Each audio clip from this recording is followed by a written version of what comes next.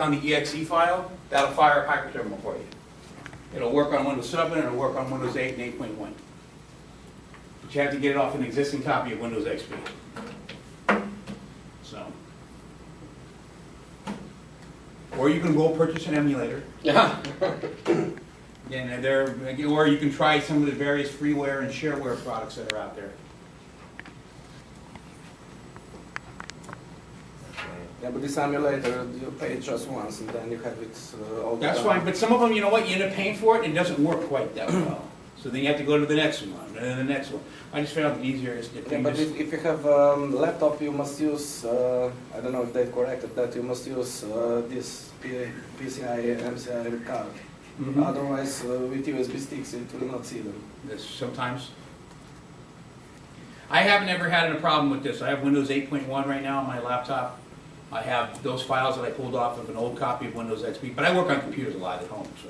But I had an old copy of Windows XP, so I was able to pull those two files off. It works fine, and I've never had a problem with the USB to RS-232 converter.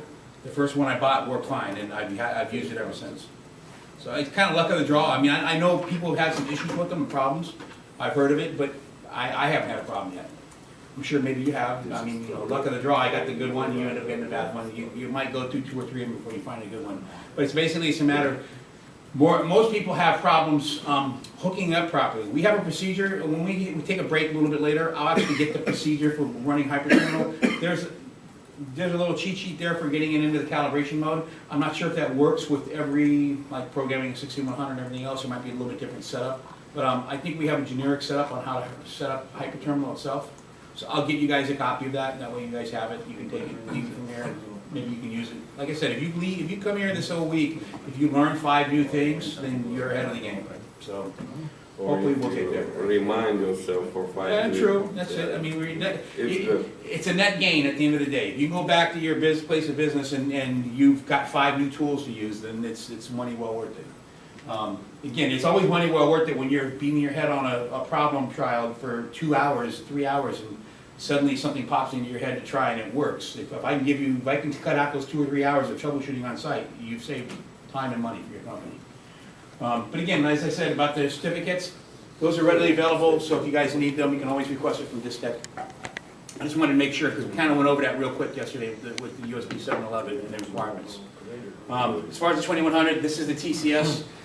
The only one we have now is the 6300, and it doesn't look the same. The insides look pretty much the same as this, but the front of it is completely different than this. We no longer have a screen on that one over there. It doesn't have the LED readout. So it just it either comes on or it comes off via the instrument itself. This one here is controlled, actually has an on and off, that one does too, but it has an on and off button on the back. When you turn it on, it goes through a startup procedure in the front, and then it illuminates the front and tells you the temperature. And then you can adjust it from the front of this. On the 6300, you can no longer adjust it from the TCS. You can only adjust it from the main unit, the 6300 itself. So that's the difference between the 2100 and the. Yeah, but if this goes out, can we change it with Can you change it with that one? No. There's no way of controlling it. That one there doesn't control. You can't control the temperature on that except like from the 6300 screen. So if you hook that up to a 2100, there's no way to control the temperature on it. It'll do whatever the last program temperature on it was. That's what it'll fire up as. If it's 37, that would work fine, but if it's not 37, you got no way of changing it. So you have to use the TCS, the 0200C from the 2100 that it's installed with. And it's always, again, it can be done. I mean, you can, via hyperterminal, you can program the temperature. There's 2 temperature programming that are involved with the TCS 200C. One is an internal temperature calibration, and one is an external temperature calibration. We calibrate each one of the thermometers that are attached to it to the unit. Meaning if you take one off of another one and put it to another TCS, the resistance on it could vary a little bit and could skew the temperatures a little bit. Does it skew it much? Not that much, but it can. So it's always nice to do a new calibration, which is why I gave you the calibration procedure on how to calibrate the temperatures. You should always. The sensors are 0.5 volt. Pardon? This sensor, temperature sensor, is 0.5 volt. Yes. But again, it can change with the resistance of it from TCS to TCS, because the internal circuitry is not the exact same from device to device. It's in the ballpark, it's around the same, but there are minor variances, so it can change the temperature. And I've seen it change the temperature by as much as 0.2. Because of wiring. Just because of the wiring inside. So the resistance could be variable enough to where you could take if you have a problem thermometer on one, and you just take one from another one to put on that one to make sure that it works, it could vary as much as by 0.2, I've seen. I mean, it could vary by more, but I personally have only seen it vary by as much as 0.2. So it's always nice to be able to do a calibration on it when you do change out the thermometer on it. I don't have a 2100 to really go over anything other than what we already talked about on it, so again, that's, 2100 there's two things about 2100 that are very much like the other instruments that we're going to touch today. Obviously, much like the baths that you see back there, the 6300 and the 2500, the same configuration. It has a TCS, an external thermometer that pumps and heats the water externally and puts it into the bath itself. They got acrylic baths with tubes hooked up to it in order to transfer the water back and forth. The platform is they're pretty much the same setup. 6 positions, 7 position, 8 positions can be installed on either one of those, just like the TCS, and just like the 2100. Again, the only difference is, and I don't have one here to show you, is the electronics in the head. The motor control module, MCM, that's up in the head. Again, the 2100 was one of our first entry-level dissolution baths. The very first model, as big as the head is on those, you've seen them, you guys work on them. The 2100s themselves, the first ones, basically had a board in there that was probably about that big. The rest of it was just a ballast in there to make sure that it weighed it up. But it was very archaic electronics. There was even a rotary knob in order to change the RPM on it. It evolved over the years to a bigger PCB board inside to accommodate some of the more programmable and robust features of the unit as it got a little bit more mainstream. Not near as robust as the ones we have now. But it maintained the same platform, the same footprint. The TCS really hasn't changed as far as the footprint from the very first one to the fourth one that we came out, the 2100C. Inside that head is a 5 amp fuse for the motor. The motor stops spinning. A lot of times the fuse up inside the head on the printed circuit board is one of the first places to check. Motors have a tendency to burn out on those things. They get a lot of times the internal seals on them blow. Oil drips down into where the permanent magnets are on either side.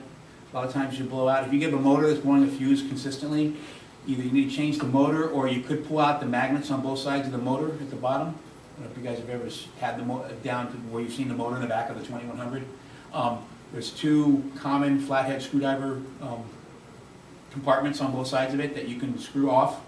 And there's a magnet with a spring on the back of it. That's the permanent magnet for the motor. Make sure you turn power off because those things can carry an electrical charge.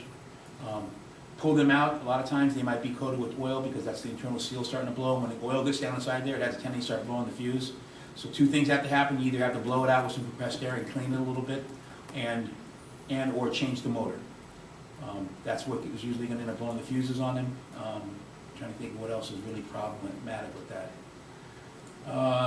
Most of the problems we have with 2100 didn't either involve rotation, RPM problems. Not that either it didn't spin or it did, or the TCS was a problem.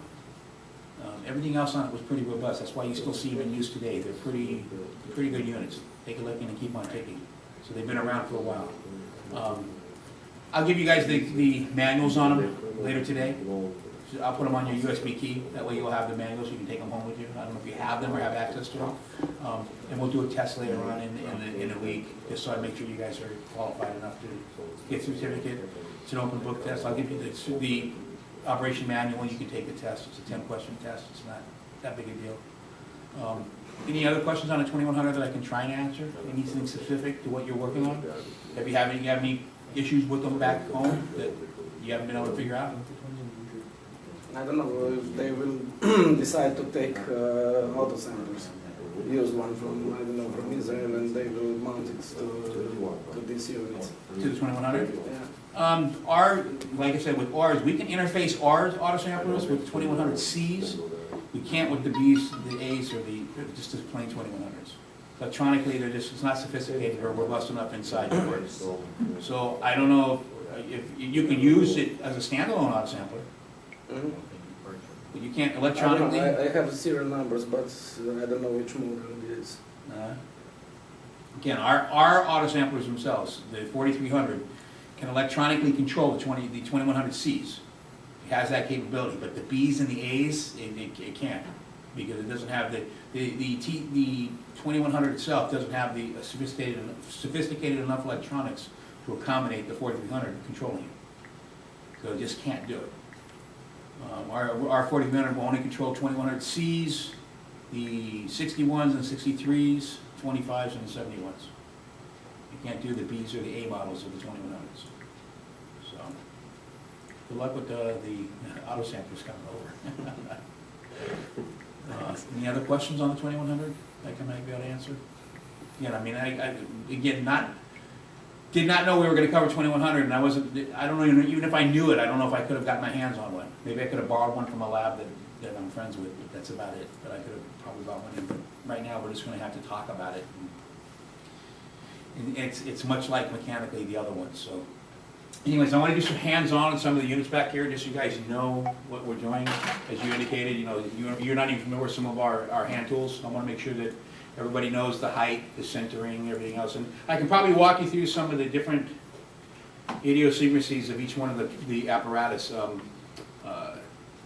Adjusting the centering, I guess that's probably the biggest thing. A lot of people have a lot of problems with doing the centering on the units, and it's not an overly hard thing to grasp and get the concept on. I know some of you probably are really good at it. Some of you probably need some help and practice on it, so we can go back here and play around with it all day if we have to. We got all day to do whatever you guys want to do on the units and talk about troubleshooting and putting things back into normal. So we're going to go back in the back and play around with those.